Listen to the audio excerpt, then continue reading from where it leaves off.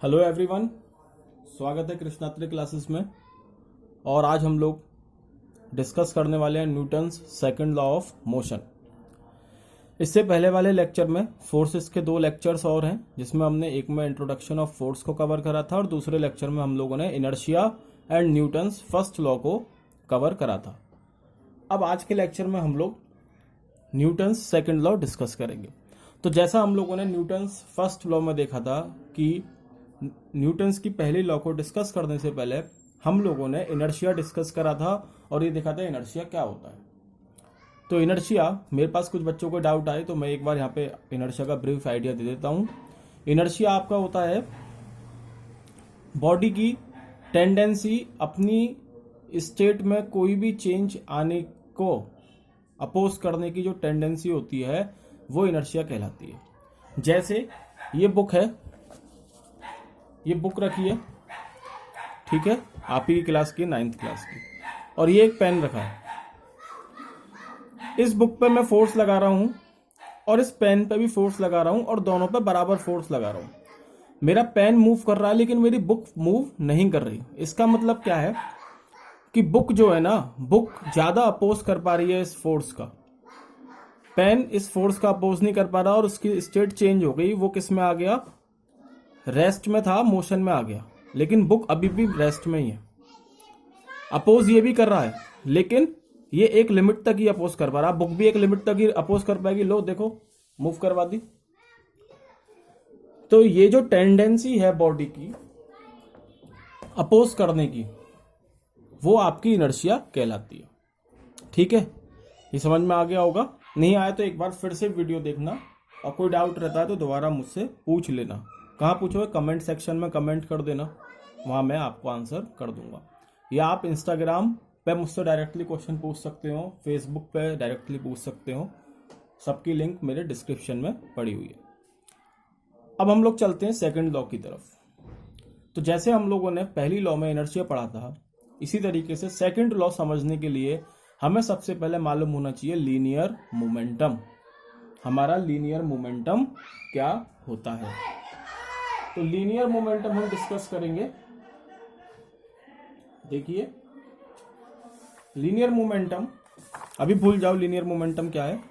अभी बस मुझे एक चीज समझानी है, उसके बाद हम लीनियर मोमेंटम अपने आप समझ जाएंगे। देखो, एक कार है हमारे पास और एक हमारे पास ट्रक है। दोनों ही 0.1 मीटर पर सेकंड की स्पीड से चल रहे हैं और मैं तुम लोगों से कहता हूं कि ये दोनों को तुम्हें रोकना है। कैसे? हाथ लगा के सामने, हाथ लगा के सामने रोकने की कोशिश करनी है। तो ऑब्वियस सी बात है कि कार को मैं आसानी से रोक पाऊंगा एज कंपेयर टू ट्रक। क्यों? तो आंसर आपका ये होगा, सर जो ट्रक का मास है वो कार के मास से ज्यादा है, इसलिए हमें ट्रक को रोकने में दिक्कत होगी, प्रॉब्लम होगी एज कंपेयर टू कार को रोकने में। हो सकता है ट्रक को भी रोक दे कोई पहलवान आदमी हो तो, लेकिन मेहनत उसे इसमें ज्यादा करनी पड़ेगी, कार में कम करनी पड़ेगी। तो ये हो गया क्योंकि ट्रक का मास ज्यादा है। चलो, मैंने कोई बात नहीं। अब मैंने तुम्हें दो कार दी, एक कार ए, एक कार बी। दोनों सेम कार है, दोनों का मास भी सेम है, लेकिन यहाँ इसकी स्पीड 0.1 मीटर पर सेकंड है और इसकी स्पीड 0.5 मीटर पर सेकंड है। तो किस कार को आप आसानी से रोक पाओगे? कार ए को या कार बी को? तो यहां पर भी आप कार ए को आसानी से रोक पाओगे। क्यों? क्योंकि आप बोलोगे सर कार ए धीमे चल रही है, velocity of car A is less than velocity of car B. ठीक है, क्योंकि कार भी तेज चल रही है इसलिए उसे रोकने में हमें दिक्कत होगी। ठीक, तो हमने क्या देखा? जो बॉडी का मोशन है, जो बॉडी में मोशन है वो दो चीजों पर डिपेंड कर रहा है। One is mass and another one is velocity. ठीक है, तो जो क्वांटिटी ऑफ मोशन है बॉडी में जितना भी मोशन प्रेजेंट है, क्वांटिटी ऑफ मोशन, वो किन दो क्वांटिटीज पर डिपेंड है? One is mass and another one is velocity. ये जो क्वांटिटी ऑफ मोशन है ना बॉडी की, यही आपका लीनियर मोमेंटम होता है। तो हम लोग किस तरीके से डिफाइन करेंगे लीनियर मोमेंटम को? It is defined as the motion contained in a body. इसको एक तरीके से और समझ सकते हो कि तुम्हारे पास एक साइकिल है, तुम उसे चला रहे हो और तुमने उसमें पैडल मारना बंद कर दिया, पैडलिंग आपने स्टॉप कर दी, तो क्या साइकिल तुरंत रुक जाएगी? और आप ब्रेक नहीं मार रहे हो, ब्रेक नहीं मारा है आपने, तो आपने जैसे ही पैडल रोका क्या साइकिल तभी रुक जाएगी? नहीं। नॉर्मल एक्सपीरियंस से हम लोगों का कि साइकिल आगे चलती है, धीमे धीमे रुकती है। तो वो क्या है? वो भी क्या है? किस चीज की वजह से साइकिल चलती आ रही है? मोमेंटम की वजह से चल पा रही है, वो है मोमेंटम। क्या है? Motion contained in a body is known as linear momentum. ठीक है, और ये किस चीज पे डिपेंड करता है? बॉडी के मास पे और बॉडी के वेलोसिटी पे। ठीक, समझ में आया? जैसे मेरा ये कैप है, इसको मैं स्ट्राइक करूंगा, तो स्ट्राइक करूंगा, मेरी फोर्स तो कुछ टाइम के लिए लगी, बस इतनी ही लगी है, मैं पीछे आ गया मार के, लेकिन ये फिर भी चलता चला जा रहा है। क्यों? मोमेंटम की वजह से। तो ये है आपका मोमेंटम। आशा करते हैं आपको समझ में आया होगा। अब अगर मैं मैथमेटिकली मोमेंटम बोलूं तो मोमेंटम दो चीजों पर डिपेंड कर रहा है, mass and velocity.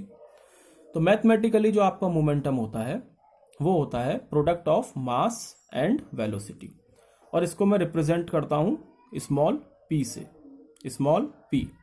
So the formula of linear momentum is mass into velocity. ये फॉर्मूला आपको याद रखना है, मास इनटू वेलोसिटी। ऐसा यूनिट क्या हो जाएगी आपकी लीनियर मोमेंटम की? तो ऐसा यूनिट आपकी हो गई, देखो ध्यान से देखो, मैं क्या कर रहा हूं, मास इनटू वेलोसिटी। मास की यूनिट क्या होती है? केजी। वेलोसिटी की यूनिट क्या होती है? Kilogram metre per second. तो लीनियर मोमेंटम की टोटल यूनिट क्या आ गई? Kilogram metre per second. जो आपका लीनियर मोमेंटम होता है वो वेक्टर क्वांटिटी होती है, और इसका जो डायरेक्शन, अब वेक्टर क्वांटिटी है इसका मतलब इसका कोई ना कोई डायरेक्शन होगा। इसका डायरेक्शन होता है जिस डायरेक्शन में आपकी वेलोसिटी होती है। अभी हमने साइकिल का एग्जांपल लिया, मानो मेरी साइकिल ऐसे चल रही है, तो मैं पैडलिंग स्टॉप कर दूंगा तो मोमेंटम की वजह से भी तो साइकिल ऐसी चलेगी, ऐसा तो नहीं है डायरेक्शन बदल देगी, नहीं ऐसी चलेगी। तो जिस डायरेक्शन में आपकी वेलोसिटी होती है, मोमेंटम का डायरेक्शन भी वही रहता है। ये आपका मोमेंटम, समझ में आ गया होगा मोमेंटम। अगर कोई दिक्कत है तो कमेंट सेक्शन में अपना डाउट डाल देना, मैं नेक्स्ट वीडियो में क्लियर कर दूंगा। Motion content in a body is known as momentum. Its unit is kilogram metre per second. It is a vector quantity whose direction is same as that of velocity and its formula is mass into velocity. ठीक है, ये आपका formula हो गया। अब हम चलते हैं Newton's second law, Newton's second law of motion. तो Newton's second law of motion आपकी लीनियर मोमेंटम से ही स्टार्ट होगी, इसलिए मैंने पहले लीनियर मोमेंटम आपको समझाया। क्या बोलता है कि rate of change of linear momentum, rate of change of linear momentum मतलब change in momentum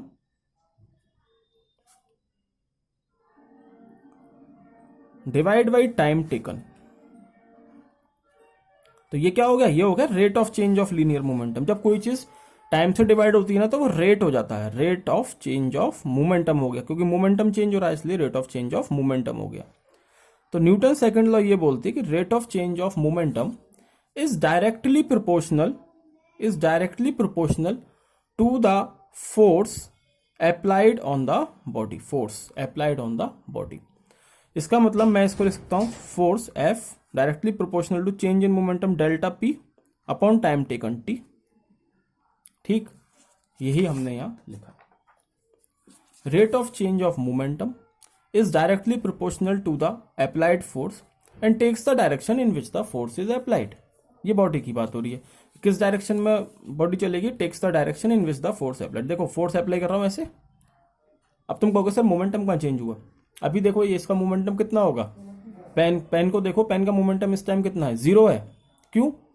mass into velocity, velocity है ही नहीं रेस्ट पे, तो 0 हो गया। अब जैसे ही मैंने इस पर फोर्स लगाई, फोर्स नहीं लगाई, मोमेंटम लगा रहा हूं, क्या होगा? मोशन में आ गया, वेलोसिटी मिल गई, मोमेंटम हो गया होगा कुछ। अब ये जिस मोमेंटम से ये इसका जो मोमेंटम चेंज हो रहा होगा टाइम के साथ साथ, वो डायरेक्टली प्रोपोर्शनल होगा फोर्स के। देखो तेज मोमेंटम चेंज होगा तो फोर्स भी ज़्यादा होगी। एकदम से मोमेंटम चेंज करा, देखो कितना आगे भाग गया, वो फिलहाल टेबल से नीचे गिर गया।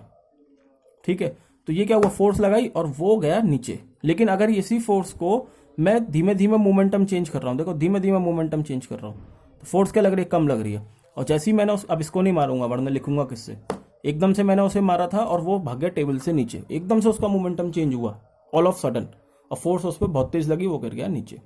इस पर क्या हो रहा है, इसका मोमेंटम धीमे धीमे चेंज हो रहा है, तो इस पर फोर्स भी कम लग रही है। तो वही वो बोल रहा है, rate of change of linear momentum is directly proportional to the force applied. जितनी जल्दी मोमेंटम चेंज होगा उतनी ज्यादा बॉडी पे आपकी फोर्स लगेगी। जितना धीमा मोमेंटम चेंज होगा ना, मतलब जितना मोमेंटम को टाइम मिल जाएगा चेंज होने के लिए, जितना ज्यादा टाइम मिल जाएगा मोमेंटम को चेंज होने के लिए, उतनी कम फोर्स लगेगी। ठीक है, तो F force directly proportional to change in momentum divide by time, जिसको मैं डेल्टा पी अपॉन टी लिख सकता हूं। अब डेल्टा पी मतलब कुछ ना कुछ चेंज हुआ। चेंज कैसे, अरे यार wait, sorry for the disturbance, pen गिर गया था मेरा, तो तुम लोगों की इच्छा पूरी हो गई, पेन गिर ही गया आखिरकार, फिलहाल अभी पेन मिल गया है।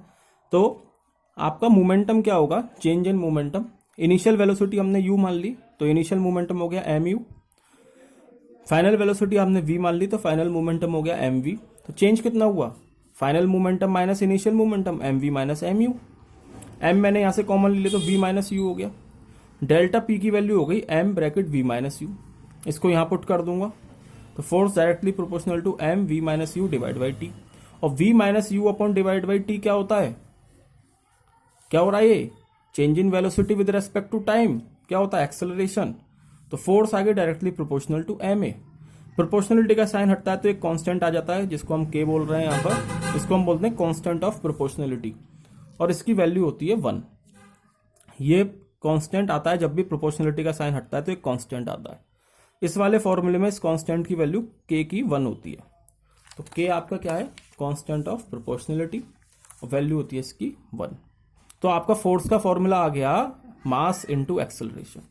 ये फॉर्मूला आपको याद रखना है, और न्यूटन सेकंड लॉ की जो वो है स्टेटमेंट, वो भी आपको याद रखनी है। तो फोर्स हो गया mass into acceleration.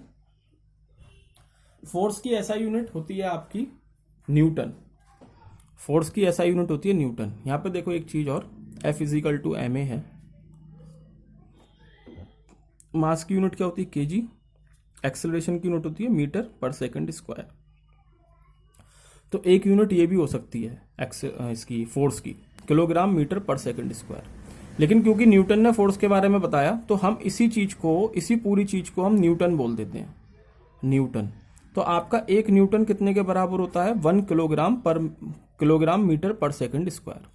1 newton is equal to 1 kilogram metre per second square. Force की यूनिट होती है न्यूटन, तुम न्यूटन याद रखोगे हमेशा, न्यूटन होती है फोर्स की यूनिट। सीजीएस सिस्टम में फोर्स की यूनिट होती है डाइन, DYNE, डायन नहीं है, डाइन है, ठीक है, डाइन। अगर मैं 1 न्यूटन को डिफाइन करूं, तो 1 न्यूटन मेरा कितने के बराबर होगा, यहां से देखो 1 न्यूटन कब फोर्स आ सकती है, जब मेरी बॉडी का मास 1 kg हो और एक्सेलरेशन उसका 1 मीटर पर सेकंड स्क्वायर हो। तो फोर्स की वैल्यू कितनी आएगी, 1 न्यूटन।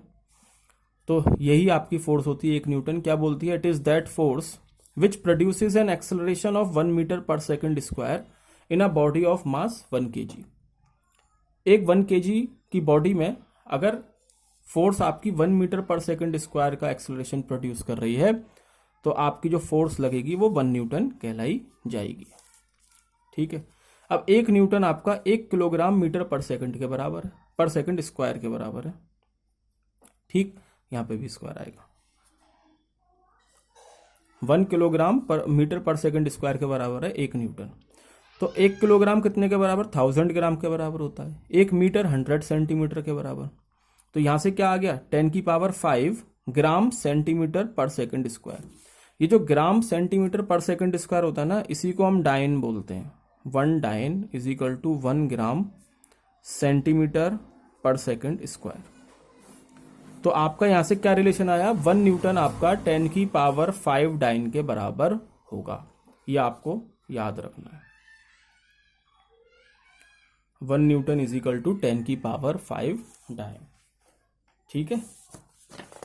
इसी तरीके से जैसे एसआई सिस्टम में यूनिट होती है फोर्स की न्यूटन, सीजीएस में होती है डायन, इसी तरीके से ग्रेविटेशनल यूनिट ऑफ फोर्स होती है एक, जो होती है किलोग्राम फोर्स। और ये आपको बस ये याद रखना है कि 1 किलोग्राम फोर्स में आपके 9.8 न्यूटन होते हैं। 1 kilogram force is equal to 9.8 newton. ठीक है, चलिए अब चलते हैं एप्लीकेशन पे। तो हम यहाँ 2 पॉइंट डिस्कस करने वाले हैं Newton's second law of motion से रिलेटेड, जिससे आपको ये लॉ थोड़ी सी और क्लियर हो जाए। तो पहला पॉइंट ये है कि आप लोगों ने क्रिकेट खेला नहीं होगा तो कम से कम देखा होगा, और देखा नहीं होगा तो खेला होगा। एक क्रिकेटर जब कैच करता है बॉल को तो अपने हाथ को थोड़ा पीछे की तरफ लेके जाता है। कैच करने के बाद क्या कर रहा है वो, पीछे की तरफ हाथ ले जाके, ऐसा करके वो लीनियर मोमेंटम जो चेंज हो रहा है ना बॉल का, देखो बॉल तेज स्पीड से आ रही है, एकदम से उसकी वेलोसिटी हो गई कम, मतलब मोमेंटम हो गया एकदम से जीरो ऑल ऑफ सडन। तो क्या होगा, जितनी जल्दी मोमेंटम चेंज होगा उतनी ज्यादा फोर्स लगेगी। अभी हमने पढ़ा न्यूटन सेकंड लॉ में। तो जैसे ही आपकी बॉल हाथ पे आई और आपने अपना हाथ पीछे नहीं करा तो आपके हाथ को वो इंजर्ट कर जाएगी, क्योंकि एकदम से मोमेंटम चेंज हो गया। एकदम से मोमेंटम चेंज हुआ तो आपको चोट लगी, क्योंकि फोर्स ज्यादा जनरेट होगी। लेकिन जब वो हाथ को धीमे धीमे पीछे ले जा रहा है ना, धीरे धीरे पीछे लेके जा रहा है, तो मोमेंटम जो है ना वो धीमे धीमे चेंज हो रहा है। और जितना धीमे मोमेंटम चेंज होगा उतनी कम आपको फोर्स एक्सपीरियंस होगी, और इससे आपको चोट लगने के चांसेस कम रहते हैं। ठीक है, तो यही हमने यहाँ लिखा है कि by doing so the player increases the time interval. Time interval बढ़ा दिया, जिसकी वजह से आपका क्या हुआ, फोर्स उसको कम एक्सपीरियंस होगी। ये हो गया क्रिकेटर। अगला चलते हैं कराटे प्लेयर पे। यहाँ हमने टाइम बढ़ाया। अब यहाँ देखो कराटे प्लेयर क्या करता है। आप लोगों ने देखा होगा कराटे प्लेयर एक हाथ मारता है और जो पाइल्स मतलब ब्रेक रखी होती है उसको तोड़ देता है सिंगल ब्लो में। क्या कर रहा है वो, देखो क्या होता है, कराटे प्लेयर्स एक्सपर्ट्स जो होते हैं उनका हाथ बहुत तेज आता है और एकदम से आके बहुत कम टाइम में उनका सारा मोमेंटम ट्रांसफर कर देते हैं जिस चीज पर वो स्ट्राइक कर रहे हैं। तो जितने कम टाइम में आपका मोमेंटम ट्रांसफर हुआ, चेंज इन मोमेंटम जितना कम टाइम उतनी ज्यादा फोर्स अप्लाई करेगा। तो यही यहाँ लिखा है कि कम टाइम में ज्यादा मोमेंटम ट्रांसफर होता है। It is because they does this activity in a very short time. ऐसा क्यों होता है, क्योंकि वो इस एक्टिविटी को बहुत ही कम टाइम में करते हैं। कभी देखने का मौका मिले तो देखना, बहुत जल्दी हाथ आता है उनका, बहुत जल्दी। ठीक है, एक बहुत फास्ट तरीके से उनका हाथ नीचे आता है, जिसकी वजह से क्या होता है कि ज्यादा फोर्स ट्रांसफर होती है हमारी किस पे, ब्रेक में, और ब्रेक आपकी टूट जाती है। ठीक है, तो ये भी था आपकी 2 applications Newton second law of motion से रिलेटेड।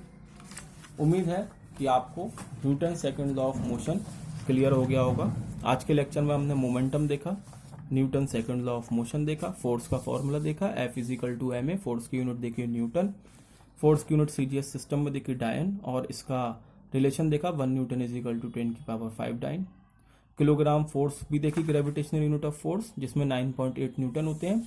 और हमने ये जाना कि एक क्रिकेटर अपना हाथ पीछे की तरफ क्यों करता है कैच लेते टाइम पर, और एक कराटे प्लेयर सिंगल ब्लो में ब्रिक्स को कैसे तोड़ देता है। तो ये था आपका आज का lecture linear momentum and Newton second law of motion पर। अगर लेक्चर पसंद आया है तो लेक्चर को, वीडियो को लाइक करें, चैनल को सब्सक्राइब करें, कमेंट करें, शेयर करें। घर पर रहें, स्वस्थ रहें। धन्यवाद।